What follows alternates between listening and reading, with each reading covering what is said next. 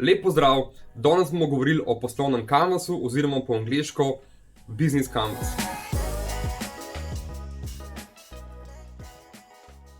Kaj je to? To je en lep, enostaven model, ki vam v 9 enostavnih korakih pomaga pri tem, da lepo planirate svoje poslovno načrtovanje, da prikažete svoj poslovni model.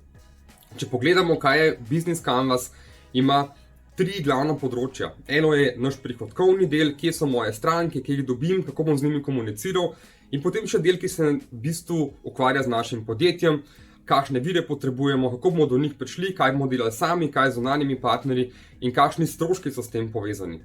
Ključni del je tudi, kakšni bodo prihodki, iz kje bomo ustvarjali. In ta poslovni model, ta način načrtovanja nam v bistvu omogoča, da na enostaven, pregleden način zložimo skupaj vse bistvene elemente našega poslovnega modela in zaradi tega lahko potem te elemente enostavno predstavimo svojim zaposlenim, sebi, svojim zunanjim partnerjem in tako skomuniciramo to, kaj želimo v bistvu mi svojo poslovno idejo narediti v prihodnosti. Prednost tega modela je, da je enostaven, tudi da je zelo fleksibilen, ker enostavno dodajamo posamezne elemente, lahko jih odvzamemo in tako hitro naredimo spremembe, ki jih v bistvu želimo narediti. Tako da vsakom priporočam, ki se ukvarja s poslom, ki planira svoje poslovanje, da se usede vsaj enkrat in naredi poslovni canvas za svojo poslovno idejo.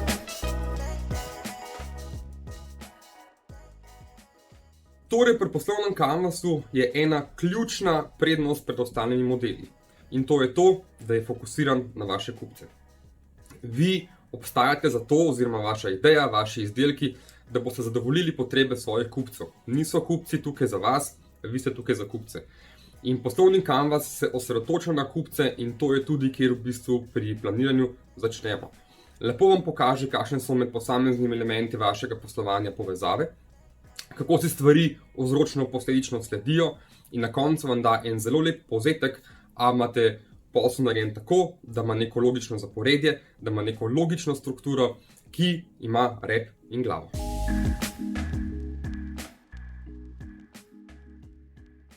Torej, kdo vse lahko uporabi poslovni canvas, za koga je primeren? Ponavadi ga slišimo v nekem kontekstu, ko se pogovarjamo o zagonskih podjetjih, torej o startupih. Je pa uporaben na zelo širokem področju. Se pravi, uporabite ga lahko, če razmišljate o poslovni ideji, da z njim preverite, ima poslovna ideja smisel. Če ste samostojni podjetnik, podjetnica, ga lahko uporabite, da preverite nov projekt, trenutno poslovanje, ali vam gre v redu, ali ste mogoče kakšno zadevo spregledali. Uporabljajo ga lahko multinacionalke za posamezna področja ali pa za celotno svoje poslovanje. Se pravi, poslovni canvas lahko uporabite za celotno podjetje, za nov projekt, za neko majhno, nišen del vašega poslovanja, vedno vam lahko pride prav. Ker pomembna je logika, da veste, a vam stvari, ki jih počnete na koncu, če vas pripeljejo do tega, da boste zadovoljili svoje kupce, ker to vam dela pomoč. Če primerjamo zdaj poslovni canvas s klasičnimi poslovnimi načrti, ki so napisani v Wordovem dokumentu, napisati dolg Wordov dokument, ki je predvsem besedilo, je včasih dolgotrajno, ne pokaže nam vzročno-posledičnih povezav elementov našega poslovnega modela in za tistega, ki to bere, je lahko dolgotrajno in ne vem, če si lahko na koncu dobro predstavljajo, kaj želimo sporočiti, kaj je naše sporočilo, kaj je naša poslovna ideja. Poslovni canvas nam to naredi na enostaven način, na eni strani in vsak, ki se približno spozna na posel oziroma se zanima za vašo poslovno idejo, lahko zelo hitro razume, kaj želite storiti.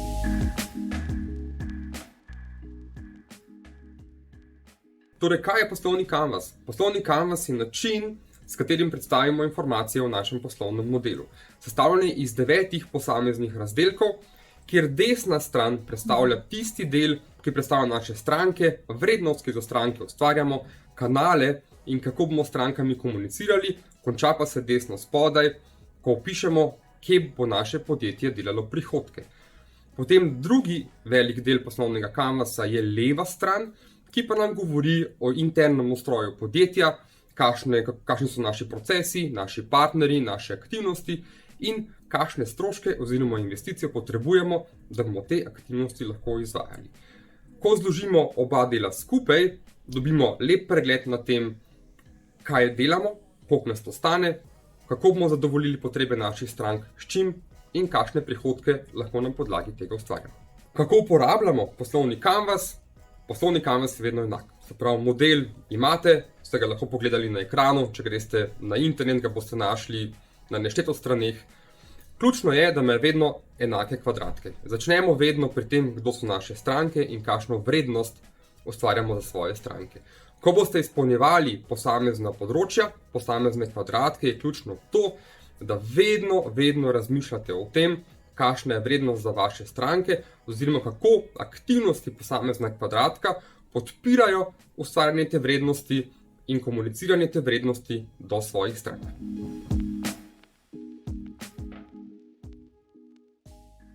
Če torej pogledamo poslovni kanvas, ima 9 kvadratkov in vedno štartamo na desni strani, to je stran, ki se tiče naših strank, ki se tiče prihodkov našega podjetja. Se pravi, prvi kvadratek, ki ga bomo obdelali, je, kdo so naše stranke, kdo so segmenti strank, s katerimi se bomo ukvarjali, ki jih naš poslovni model nagovarja. Torej, probamo definirati čim bolj natančno, komu so naši izdelki in storitve namenjeni.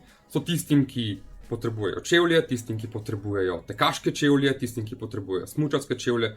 Se pravi, da štartamo iz tega, kdo naše stranke so, ker bomo potem lahko bolje razumeli, kakšne so njihove potrebe.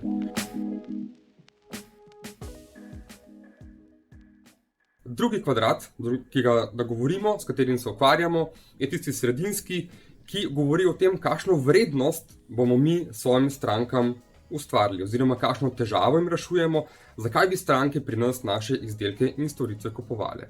Ključno je, da v tem razdelku nagovorimo točno tisto vrednost, ki bo za posamezno segment, za posamezno ciljno skupino, ki smo jo opisali v prvem koraku.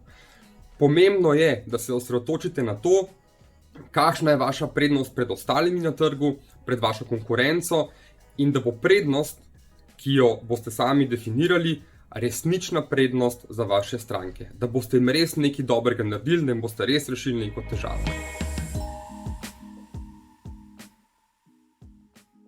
Naslednji kvadrat, ki se ga bomo lotili, je, do kakšnih kanalov pridemo, oziroma po kakšnih kanalih bomo to svojo prednost, ki smo jo ustvarili, z našo ciljno skupino, z našimi segmenti skomunicirali. Sploh kako pridemo od nas do naših strank. Kje najdemo svoje stranke? A bo to mogoče preko Facebooka, bo preko maloprodaje, bo preko distribucijskih mrež. Torej, kako bomo to, kar imamo, sporočili svojim strankam, kako bomo svoje izdelke spravili do svojih strank. Zadnji kvadrat je, kako bom gradil odnos s svojimi strankami. To je ključno, da ugotovimo, kje bom svoje stranke dobil, se pravi, kje bomo našli na trgu, kje te segmenti obstajajo, kako bomo z njimi ustvarjali odnos, kako bomo z njimi gradili ta odnos v prihodnosti, ne samo, da bojo k nam prišli, da bojo naše izdelke in storitve uporabljali, temveč tudi, da bomo jim prodali še nekaj več, nekaj dodatnega in kako bomo ta odnos skozi prihodnji čas nadgrajevali, da bojo pri nas kupili vedno več, da bomo ta odnos naredili tesnejši, da bojo postali naši zagovorniki.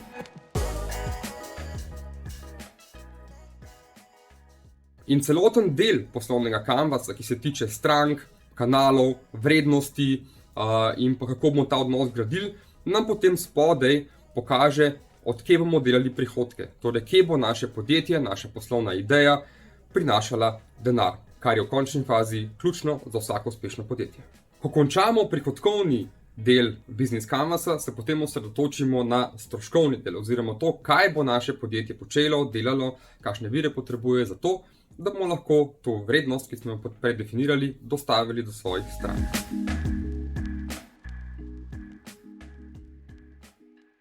Pa najprej pogledamo, kakšne vire sploh potrebujemo za to, da bomo lahko uresničili to vrednost, ki smo jo opisali. A potrebujemo vozila, potrebujemo strežnike, potrebujemo proizvodnjo, potrebujemo finančna sredstva. Se pravi, v tem kvadratu opišemo, kaj so tiste glavne strateške stvari, ki jih naša poslovna ideja, ki jih naš posel potrebuje, da bomo lahko neko vrednost za svoje stranke ustvarili, je spravili do svojih strank in potem to vrednost še nadgradili. Pa kaj je treba imeti, če pogledamo po domače, če smo pek, A rabimo imeti dostop do moke, rabimo imeti svojo pekarno, rabimo imeti svojo prodajalno.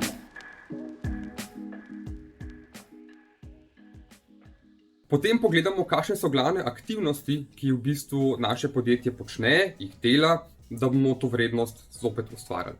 A bomo nekaj proizvajali, bomo prodajali storitve, po kakšne aktivnosti bomo rabili izvajati sami, svojo ekipo, s svojimi partnerji, da bomo to vrednost naredili, da bomo stranke zadovoljili.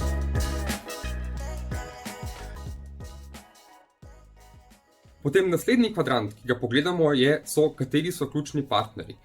Včasih, oziroma v velikih primerih se zgodi, da sami ne zmoremo oziroma ne želimo, ali se pa finančno ne splača, delati vsega v podjetju. In naši partnerji nam potem naredijo tiste stvari, ki jih sami ne želimo narediti, so nam pa ključne, da bomo lahko ustvarjali vrednost za svoje stranke.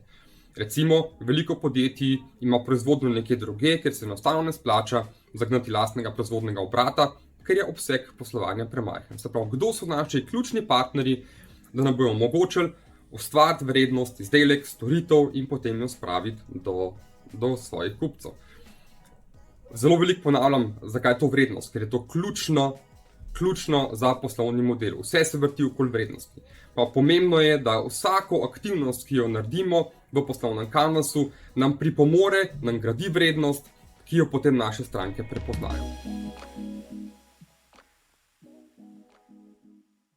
In na tem stroškovnem notranjem delu poslovnega kanvasa na koncu potem končamo s stroški. Ko vemo, kakšne so naše aktivnosti, kakšne vire potrebujemo, kakšne partnere potrebujemo, nam to potem definira, kakšne stroške bo naše podjetje, naša ideja ustvarjalo, da bomo to vrednost ustvarjali in na koncu spravili do svojih strank. Potem, ko smo pogledali vse razdelke v poslovnem kanvasu, je seveda glavno vprašanje, a je moja ideja ta prava? A imam idejo, ki ima rep pa glavo? Se pravi, ključno je, da so prihodki večji kot so stroški, ker potem podjetje uspešno bo delalo dobiček. A imam tisto vrednost in jo bom lahko tudi ustvaril, imam partnerje, ki mi pri tem pomagajo in imam dovolj velik segment kupcev, ki bo to mojo vrednost prepoznal in na moje lastne izdelke in storitve na trgu kupil. To je na koncu vedno glavno vprašanje. Se pravi, če vam potem, ko ugotavljate vzročno-posledične povezave in posameznimi elementi sistema, med posameznimi elementi poslovnega kanvasa, če imajo smisel, če so dobre, če vam pripeljejo nekaj pozitivnega, potem imate potencialno dobro poslovno idejo. Vedno je pa dobro, da tako poslovno idejo preverite še ne samo s prijatelji pa znanci, ki bodo vas zelo prijazni, ampak s tistimi, ki bodo vaši uporabniki. Oni so na koncu tisti, ki bodo ocenili, a je vaša poslovna ideja dobra in ima potencial, da bo tudi zaživela v svetu.